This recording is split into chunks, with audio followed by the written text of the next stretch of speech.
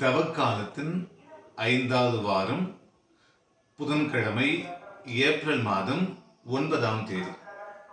உண்மை உங்களுக்கு விடுதலை அளிக்கும் என்ற நற்செய்தியின் வழி யூதர்களை பார்த்து ஆண்டவர் இயேசு அழுகுற விளக்குகிறார்.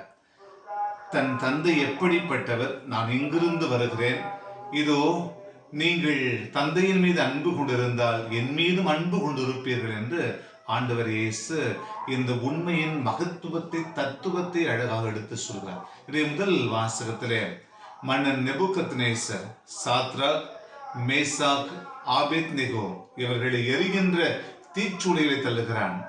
ஆனால் அங்கே மானிட மகன் போல ஒருவர் அவர்களோடு நின்று கொண்டிருப்பதை, எரிகின்ற தீச்சூளையிலே அவர்கள் எந்த பாதிப்பும் இல்லாமல் மகிழ்வோடு உரையாடுவதை பார்த்து உண்மை கடவுளாம் யாவே இறைவனை ஏற்றுக்கொள்கிறான். அதிகாரப்பூர்வமாக அறிக்கை எடுக்கிறான். உண்மை உங்களுக்கு விடுதலை தரும். ஆண்டவர் இயேசுவுக்குள் பிரியமான சகோதர சகோதரிகளே, தவக்காலத்தினுடைய இந்த இறுதி நாட்களிலே வாழ்ந்து கொண்டிருக்கிறோம்.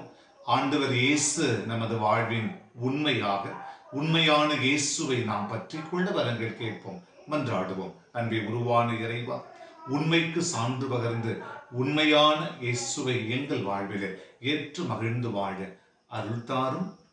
ஆமென்.